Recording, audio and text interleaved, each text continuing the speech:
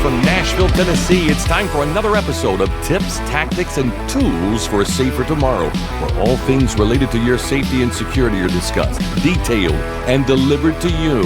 You may leave with a tip that saves you money or a tactic that saves your life.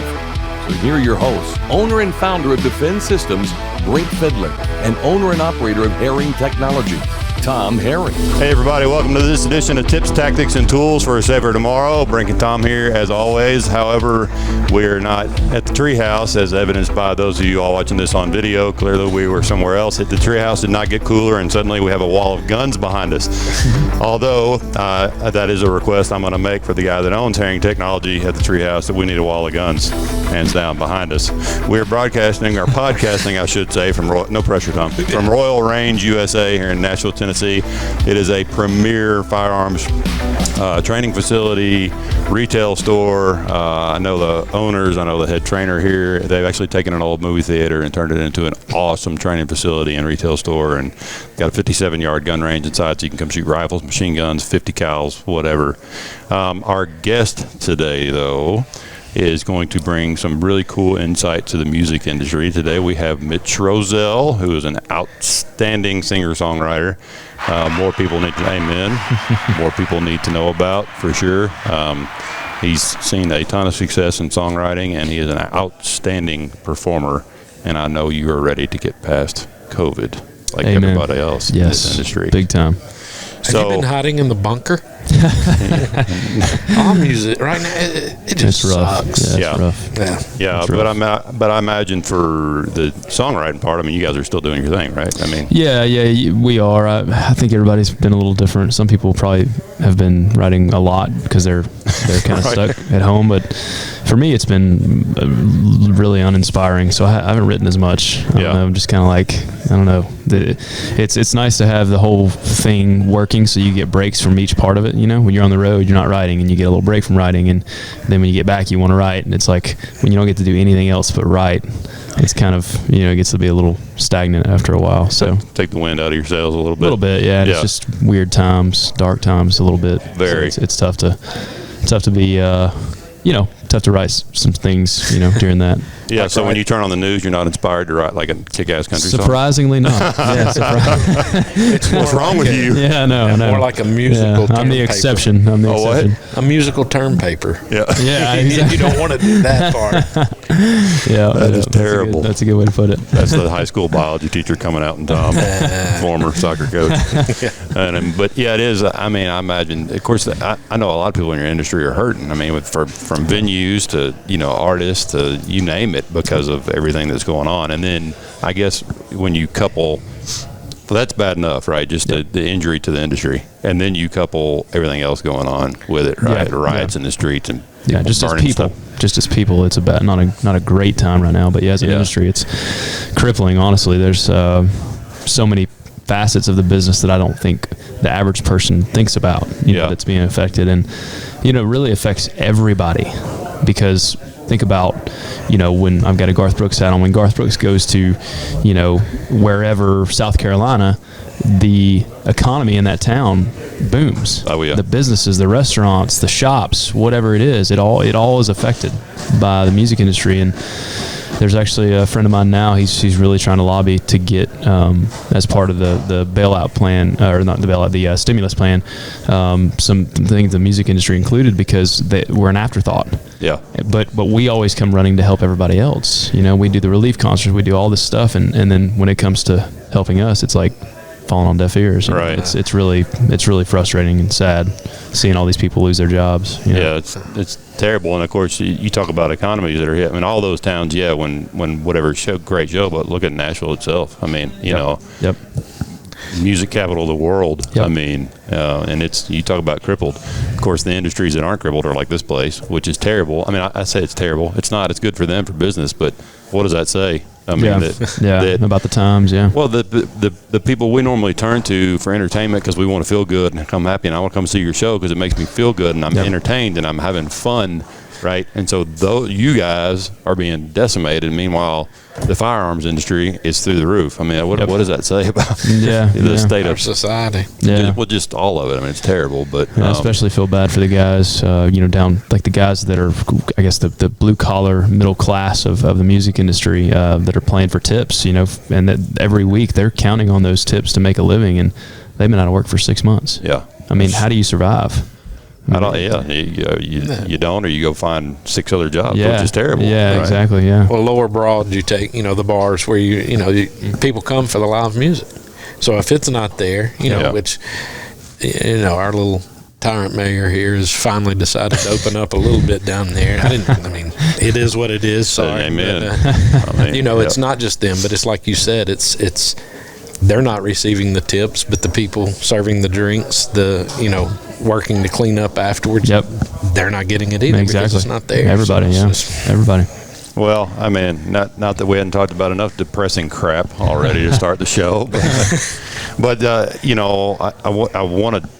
First of all, I want to get into a little bit. I want you to talk about yourself a little bit. You're not. I mean, you talk about what you do, but I know. But I mean, I want people to know kind of your background and the success you've had, and obviously, to me, you are like literally one stroke of guitar away from exploding. In my opinion, of course, I'm not obviously a talent scout, but I know talent when I see it, and you've got a ton of talent. Thanks, man. And so I want people to know that listen to us for tactics and tools and training and learning stuff to keep safe. I want to learn a little bit more about Mitch Rossell, the artist, before we get into what the other topic we're going to hit on about the industry. Yeah. Thank you. I appreciate that.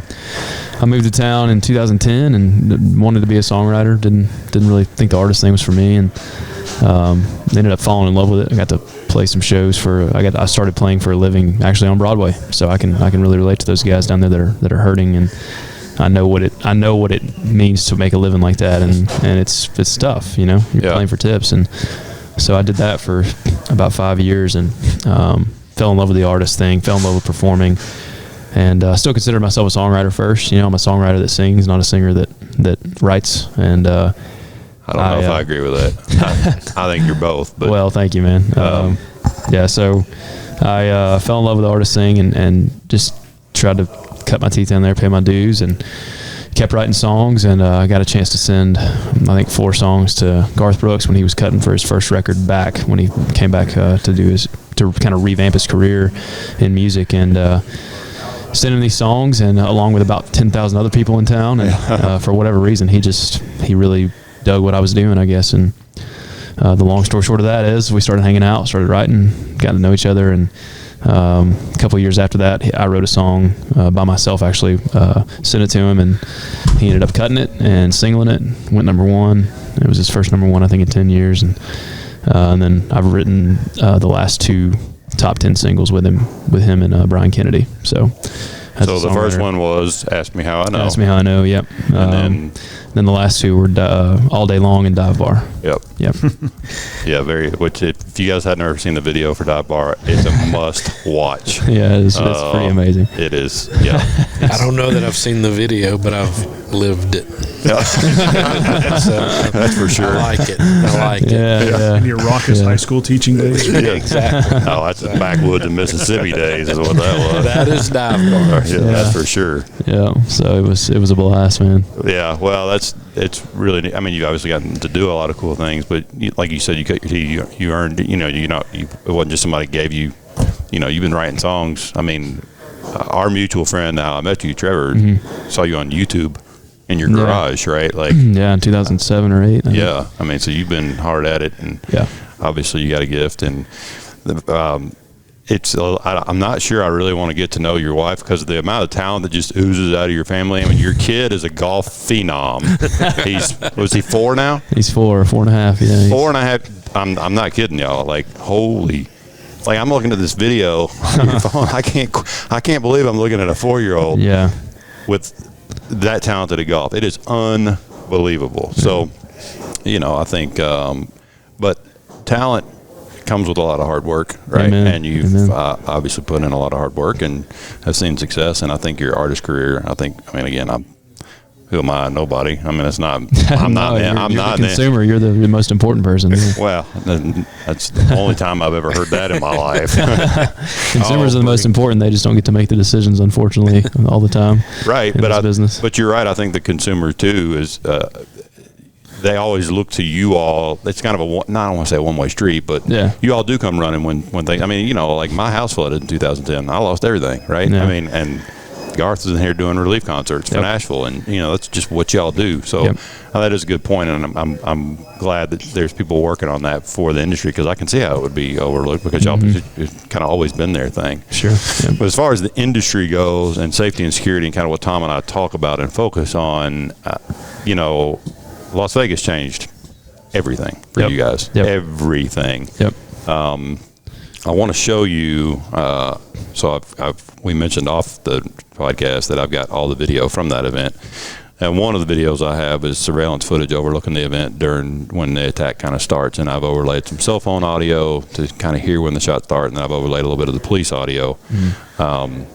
And obviously you haven't seen it, because if you've never been through my training, then most people haven't seen this. But I want to show it to you first, and then talk about what that did for your all's industry and how things changed kind of drastically.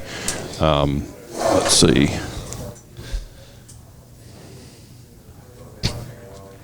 So there will be no audio at first, and then you'll hear some cell phone audio kick in. That's just the shots being fired. Okay. Then it'll go quiet again, and then you'll hear the police audio kick in real time when it does. That's what I've overlaid it is actually when the actual radio traffic is matching what we're seeing on the screen. Gotcha.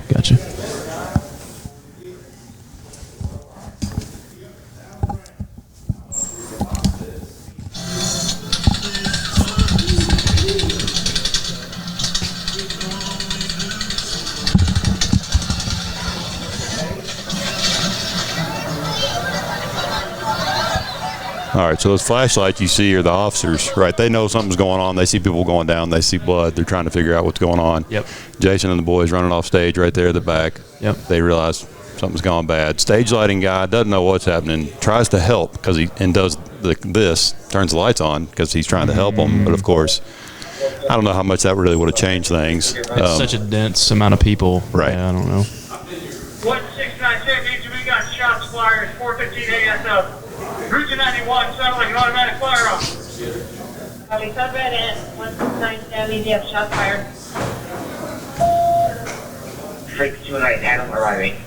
They're panicking, all leaving, huh? Yeah. 15 is timing. 35 in traffic. 0 code. Very close in traffic. What's going on, Jimmy? Just coming from upstairs. It'll be Mandalay Bay. Upstairs, Mandalay Bay. Halfway up. I see the shots coming from Mandalay Bay. Halfway up. Control 361 IC. We have multiple orbits. Hey, break. Give me a surge. We have an active shooter. Inside the fairgrounds.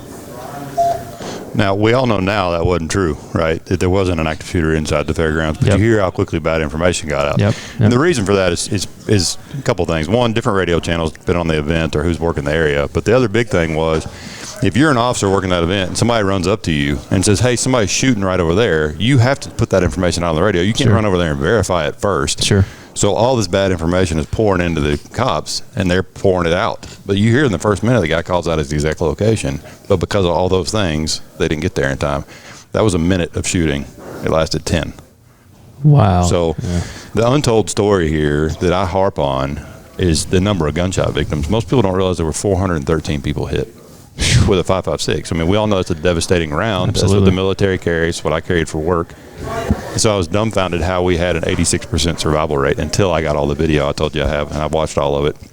And the answer is bleeding control and pre-hospital care. The Vegas officers had bleeding control training and kits. A bunch of the members of the audience were soldiers, current or former, who'd been through some sort of combat lifesaver, or a bunch of outdoorsmen who knew how to treat apply tourniquets, treat extremity hemorrhage, and treat what's called tension pneumothorax, meaning you got a hole poked in here, it doesn't belong, and you can fix it with a piece of plastic, right? And they knew, this group of people in Vegas knew this information, and that's how we had an 86% survival rate out there. Wow. Which is why it's part of our curriculum. But I don't know where you were that day. I'm sure you remember, and I'm sure you remember all the sudden kind of darkness that came over the industry, and suddenly y'all are totally reevaluating everything. So tell me a little bit about where you were, what you remember, and kind of how it's morphed into without giving too much away, for obvious reasons, right? Because we need to keep y'all safe. But yeah, I mean, I just remember thinking, unfortunately, I wasn't terribly surprised based on the times we're living in. You know, it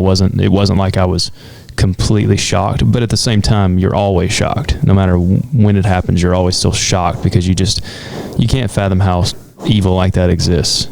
Like I can't wrap my head around how you hurt anybody, but especially just complete strangers who are just trying to have a good time listening to a concert. How do you I just don't know. I don't want to know how you get there mentally, Right. And that situation to me is also unique, because I've played festivals and fairs all over the country, and most of the time they're in pretty rural settings. They're kind of just in big fields, and they set up stages, and there's no vantage points really to get a really tactically premium position, right? For sure. Whereas you've got these buildings all around it, and that's kind of a really unique festival, I think. Right. But you never anticipate them being able to. You can't open those hotel windows. Yeah. Oh, yeah. And that's the thing that also kind of threw me off when I first heard about it. It was just like, how could you even do that? I mean, so it was definitely. I'm sure they've taken measures now in a lot of those buildings to make it impossible to do that. But I just remember thinking, hopefully, obviously, we can take this and learn from it, and also thinking, the only bright spot I would say is that, again, in most festivals and fairs, you don't have that sort of advantage if you're trying to do something that evil. So, what did it change for you guys? I mean, obviously, I know suddenly medical became a deal, right, for crews, and I mean, and it should have been. I mean, I've been screaming that for longer than you've known me, even. But I know it's kind of become a thing, the medical preparation, and now you all have to identify locations for y'all, right? I mean, if something goes bad at each venue, where am I going? And I mean, I never did that before. It's like, right? Yeah, yeah, exactly. Which for me, for where I'm at in my career, it's not quite as intense yet. And so, I play smaller venues usually when it's just me. Now, I've obviously opened for large venues, but I'm not usually a part of those conversations. It's usually like when I opened on the Garth tour, I know Garth probably had some of those conversations, and they took measures. There was a couple times on the tour where there was a threat online, or I remember in New Jersey, which I knew what was going on, but people didn't. We had a power outage right in the middle of my set, black. Oh. And so and it was right after the Vegas shooting, or no, it may have been actually right after the Paris shooting. I can't remember. It was one or the other, but it went dark in there, and it had happened earlier that day during catering when we were eating lunch. And so I knew there was an issue with the building, there was an issue with the power. So I wasn't as concerned, but I just immediately put myself in their shoes and thought, oh man, I hope they don't, freak out. I wouldn't blame them if they do, but I hope they kind of remain calm. And so those bigger venues, it's obviously a bigger risk. And an arena is less of a risk because we are more aware of these situations, and there's more going on before these people get in the building to make sure they're not carrying something that can cause mass harm. And so a lot more controlled environment, but again, the fairs and festivals, it's just tough, Yeah. It's changed for the technology going into prevention for these events. We were fortunate enough to go out to Vegas after the shooting and take a look at the venues to try and come up with technology. It's just changed the whole scope. That was not really in the forethought of anybody of a high vantage point, acting true evil here. And it's changed that way. I mean, since then we've looked at that venue, portable cameras have come in, you look at all the urban canyons. If it is in a city setting like that, we have to look at totally different now. We looked at shot detection going on, not just, hey, there's a shot, but actually computer generated analytics to analyze where the bullet came from for quicker detection. But it's changed every venue. I mean, not just music, but anything in the downtown area for us. And so we've created a total mobile platform, rapid deployment's what we call it, so we can. Sounds more tactical that way. Exactly. Yeah. You play better music and make better names for things. They all sell better. That's right, yeah. But what's the vantage point that we're looking at, Brink? So basically, almost the exact same angle. Mandalay of his view, except he's a little further back and a little higher. Okay. So this is an actual camera off of Mandalay Bay. No, it's on a different structure than Mandalay Bay, but the Mandalay Bay is directly behind you. Yeah. I used to live in Vegas, so I'm familiar with that area. I'll show you. I don't have it pulled up, but that used to be a parking lot. My wife used to have to walk across that parking lot to get to work. Okay, interesting. I believe this is actually from a parking garage. Really? I'm not sure. I've got it all. I don't believe it. I've got the aircraft footage. It was a temporary setup.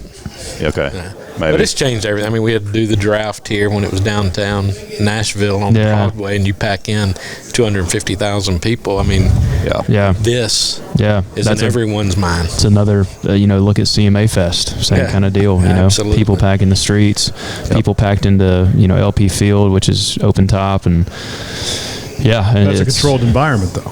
Yeah, it is more controlled. Yeah, I mean, but you could still, if you have training, you're capable. I mean, you could get outside of this stadium at somewhere and probably get a vantage point. I mean, I don't know where exactly, but I'm sure it's possible. Yeah, they I'm not for obvious reasons, my background, I'm not a fan of crowds. I'm not a fan of going into concerts at LP Field or Nissan Stadium, whatever it's called now, because I can't carry my firearm anymore, whatever. But I did go to a concert there last year, and a lot of the guys that are on the Nashville SWAT team are, of course, they're working, doing their thing. And after I learned what all was in place there's no safer place in the country than that stadium when a large event's going on. Like a lot of stuff I can't even say, but that's good to know. I mean, obviously I have a lot of faith in those guys. A lot of them work for me doing training. We have a pretty premier team and a pretty premier planning. And the guy that actually runs security at the stadium, Floyd, used to be a lieutenant for our SWAT team and a planning and logistics guy for his whole career. So they have the right team. Yeah. That place, and just Nashville overall, the police department, they're very forward thinking. We had a guy named Justin Coker on a while ago who's kind of runs the Rescue Task Force program, and they were one of the first ones in the country to put together a group of fire and EMS personnel with cops trained together for that, to go in and start treating people medically before it's actually safe. Yeah.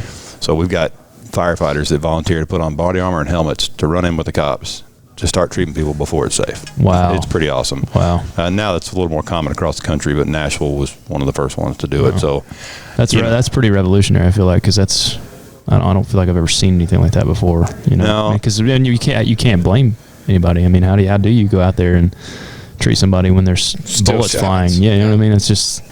Well, and the reality is, I mean, that lasted 10 minutes, and they average anywhere from 6 to 12. And so the reality is you need to plan on either treating yourself or somebody else and saving yourself. Because the reality is they're not going to make it. Okay, yeah, we have a rescue task force. That's great. Okay, how long is it going to last? Yeah. That depends on the event. I mean, we've had a shooting in I think it was in Illinois, where the guy was a workplace shooting, and they didn't get him into custody or take him out for 2 hours. He shot the first 5 cops that entered the warehouse, and then it turned into a rescue operation. So how long? The Tree of Life Synagogue, you remember that shooting in Pittsburgh when the guy went and shot the synagogue? Oh, yes. Back in October of 18? Yeah. It was 40 minutes before the first cop entered that synagogue, because when the first ones got there, he stepped out and started shooting at them. So now we got people inside for 40 minutes before help comes in. I mean, again, it's I guess the only saving grace to these dark times we're living in is there's not a bunch of people gathered in groups for these idiots to go shoot them up. But I mean, it's going to happen again, and we got to start. Obviously, the music industry morphed and changed the way they're doing things. And again, I don't want to get into a lot of it for obvious reasons, right? Sure. But it's terrible that we had to, and terrible that artists such as yourself even have to think about that instead of just showing up and engaging with your fans and entertaining people and having a good time, which is what you live to do, right? What you're born to do. Yeah. Whereas your kid's born to be on the PGA Tour. I hope so. I hope so. Yeah. It's sad that we have to live like that. It's sad that, and there's really, not to get too deep down a rabbit hole, but there's no amount of legislation you can pass that can fix it. It's a culture problem. It's a heart problem. It's a we're at a place that is just, I don't think, real healthy. Right. Mentally. If you're waiting on a law to protect you, you're behind. Yeah, I mean, how can it? How can it? You can't legislate evil. You really can. I mean, you can't. There's nothing you can do to make people less evil. If they want to hurt people, they're going to find a way to do it. And it's just sad that we live in a time like that people want to do that stuff. It's sad that I can have a company that specializes in active shooter mitigation training. That is terrible. Yeah. And bleeding control. Right. Yep. I mean, that says it all, but you're right. Scary. It is. And I, of course, being in law enforcement as long as I was, I mean, if you doubt evil exists, I mean, look at Las Vegas, but I can tell you, I've seen true evil. And not a ton, right? I mean, what I saw a lot of times was decent people that made bad life choices, sure, and absolutely. that was 90%. Sure. But the other 10%, absolute true evil. I mean, if you don't think the devil is real, then I'm here to tell you, absolutely, right? Yeah, I mean, sure. But and I think people, when stuff like that happens, typically they want something to alleviate the pain, the turmoil, the darkness they feel, and you and your industry are a lot of what they turn to, and absolutely. what they who is that? Is that you? Oh yeah, it's me. Do we want to talk to him? Yeah, answer the phone. I turned it on a while ago instead of off. I said I'd never have it on. That was like a real serious moment till phone. It's probably good to lighten it up a little bit. That was an evil call. Whoever you are, but I think it is. Y'all are, what you do is an outlet for people. I mean, songs and music change people's lives. Sure. And there are things, just like you as a kid, me as a kid, there are things in my life I specifically remember the music, right? I mean, it connects with, that's the one cool thing about what you do is it connects in some shape, form, or fashion to everybody. Right? Sure, absolutely. Maybe we all have the same taste in it, but it's such a reach and such a connection for people. And again, can bring in, no matter how divided we are, I mean, people will show up to hear you guys play regardless of all that garbage, and all different kinds of people come to concerts. It's funny you mentioned it. You look back to 9/11, you had Toby Keith's song, and then you had Alan Jackson's, both that really brought meaning. And two different angles, and it's music is the fabric of our lives. Yeah, it really is. And what's your guilty pleasure music? Guilty pleasure in music, as far as listening? Yeah, what do you like to listen to? What's an unexpected guilty pleasure? An unexpected. I told him we wouldn't throw him any curveballs. Jim. I will. I know. Man, I don't really have anything that would probably surprise the heck out of you. I mean, I listen to like death metal or anything like that. No, I can't get into that. I'm a lyric guy. As long as it has a good lyric and it has thought, I can listen to pretty much anything. What's your take on the Eddie Van Halen death? Obviously, extremely sad. I mean, that's a blow to music lovers everywhere. Amazing. Golly, what a talent, man. An artist now gone, all that talent. Yeah, I know. We've lost a lot of them in the past 3 to 5 years. I feel like so many people, it's really... Yeah, Neil at the beginning of the year, Neil Peart. He passed in January. Well, Brink, what about you? What's your guilty pleasure musical preference? I don't want to say guilty pleasure. My preference for sure is country. But the crazy thing is, growing up in Nashville, I I refused to listen to country music growing up because of the stereotype, right? You go you go on a trip somewhere and people ask you if you don't wear shoes and wear a straw hat and like, are you, because I'm from that, like, what is wrong with you? Yeah. And it was not until I went to school at UT. I was riding around with a friend and he put country on and I'd never really even given it a chance. Yeah. And I did. And I was like, whoa. It's right. Pretty good. Wow. Right. Sounds like my life. I know. How about you, Tom? Gangster rap. I do like Beastie Boys. That's probably the one I do like. But no, I grew up. It's funny, in Mississippi. I had a buddy that had a datsun truck, if you even remember. Yeah. And it had we called it datsun. But datsun. Before it became I'm from Mississippi. We say it our way. That's for sure. That is the right way. That's right. But we had a CD. We did not have CD back then. Cassette deck in the little truck that Mel McDaniel was stuck in.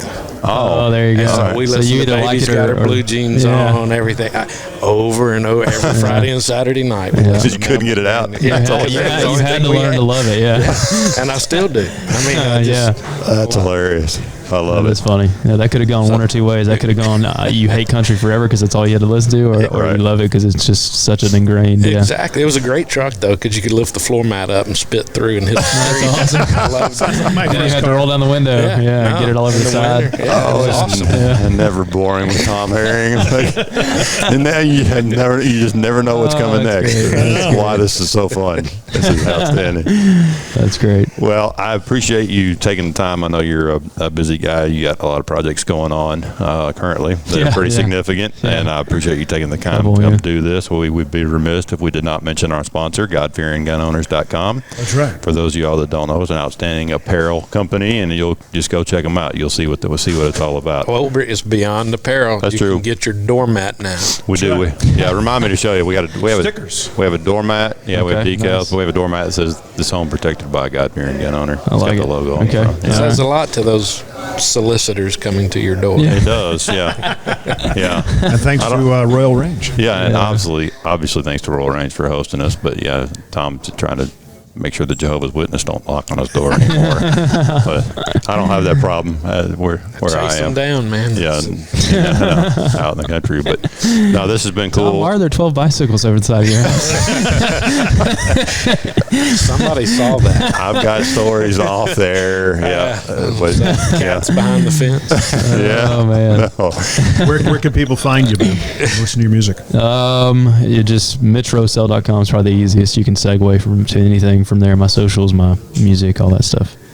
And recently you did the thing where people can text you, and you can I don't text know me now. I don't know if your thumbs have recovered. Man, it was rough. Or your neck. That first week, it was like, it was rough. My wrist was killing me, and my neck was hurting pretty bad. But we're past phase one, so now it's just kind of upkeep. Try to message people back as much as I can. Yeah, that's cool. That's really something needed for you to do as an artist. But again, this is, I know, a chunk of your day, and not exactly down the street from where you're currently staying. So I appreciate you taking the time to come do it. Bring a totally different perspective, but also I wanted people to obviously to know about you and what you do and what you're all about. And I mean, I'm serious. To me, it's not if, it's when for you. Thanks, I mean, man. it's you obviously figured out the songwriting stuff, but you're born to be on that stage. I have no doubt. And your kid's born to be on the PGA. So, I mean, I hope both will happen. I hope both will happen for sure. Yeah. Well, seriously, thanks for being here. Thanks for having me. Yeah. That's it for this edition of Tips, Tactics, and Tools for a Safer Tomorrow. You can always reach us on Facebook, Twitter, or tipstacticstools.com. I'm out.